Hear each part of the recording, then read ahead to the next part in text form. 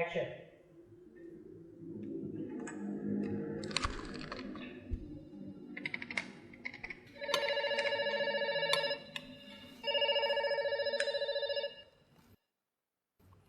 Iya.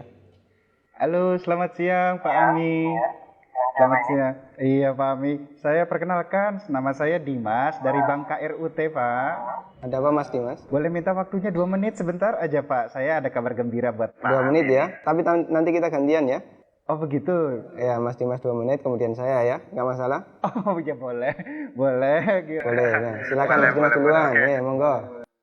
Begini Pak, ceritanya saya dari Bank KRUT ingin menawarkan Pak, karena ada produk kami yang terbaru dari Bank KRUT, yaitu credit card platinum kami untuk Bapak. Karena kebetulan Bapak yang terpilih jadi calon nasabah kami. Lumayan besar Pak fasilitasnya, banyak sekali. Kita banyak cashback di beberapa merchant yang terbesar di seluruh Indonesia Pak ya. Kemudian kita ada fitur juga yang Bapak bisa melakukan pencairan dana tunai selama sedikitnya 30 juta dan paling cepat 2 hari Pak pencairannya. Berapa hari? 2 hari. Masya Allah ya. Ya, iya Pak, betul Pak. Dan ini pencairan ini langsung kita bantu secepatnya begitu Bapak ajukan begitu. Gimana Pak? Bapak tertarik? Apalagi ini belum ada bebasan annual fee tahunannya Pak. Baik. Sebelumnya saya boleh tanya dulu ya? Boleh Pak. Nggak masalah ya? Baik. Mas Dimas Muslim? Saya, iya Pak, betul Pak. Alhamdulillah ya, kita sama-sama Muslim.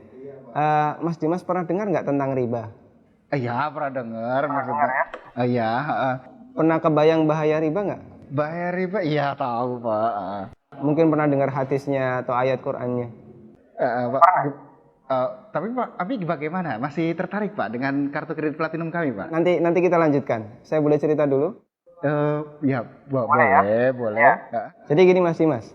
Coba Mas Dimas bayangkan kalau ada orang yang berzina sama ibunya. Kira-kira respon masyarakat gimana?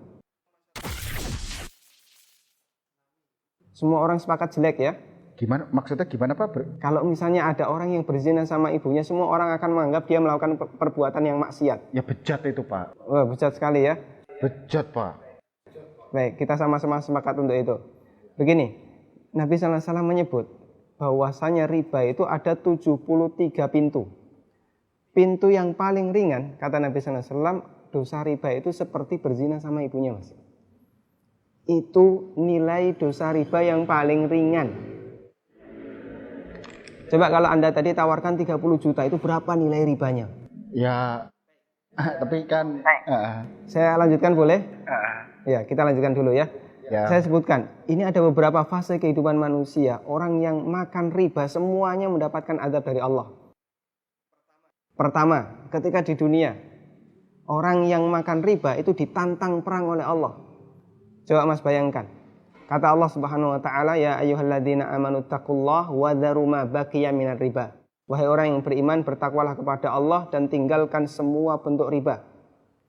Fa in lam taf'alu fa'dzanu biharbi minallahi wa rasulih.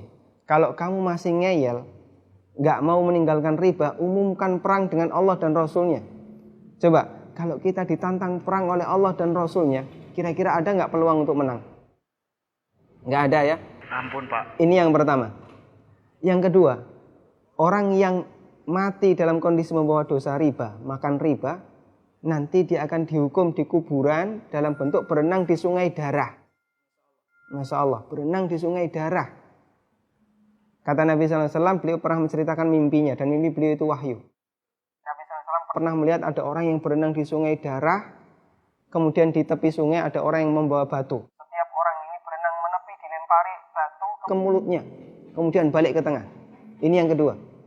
Di alam kubur, dia mendapatkan azab berupa berenang di sungai darah. Yang ketiga.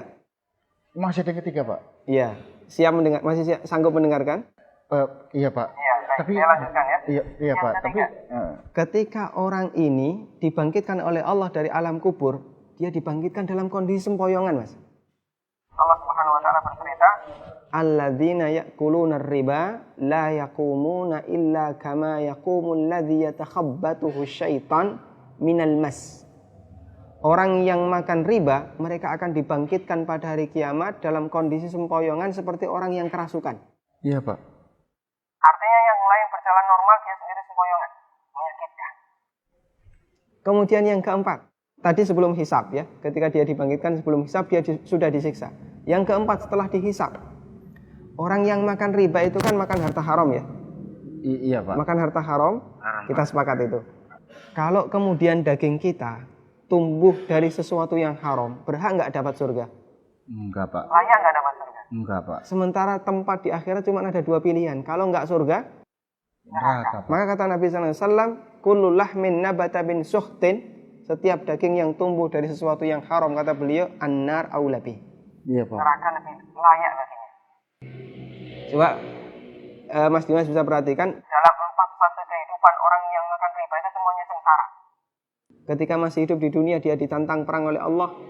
Ketika mati dia berenang di sungai darah. Iya, Pak. Ketika dibangkitkan dalam kondisi sempoyongan, setelah hisab dia ditempatkan di neraka. Iya, Pak. Masya Allah. Masih ada tawaran yang lain? Ampun, Pak. Masih dilanjutkan? Ampun, Pak. Mas Dimas bisa renungkan Iya, Pak. beberapa poin yang tadi saya sampaikan. Iya, Pak. Nanti kalau misalnya ada sesuatu yang belum jelas, tidak masalah, hubungi saya lagi. Iya, Pak. Kita akan lanjutkan diskusi tentang riba. Iya, Pak. Bisa? Bisa, Pak. Ya, terima kasih ya. Assalamualaikum. Waalaikumsalam.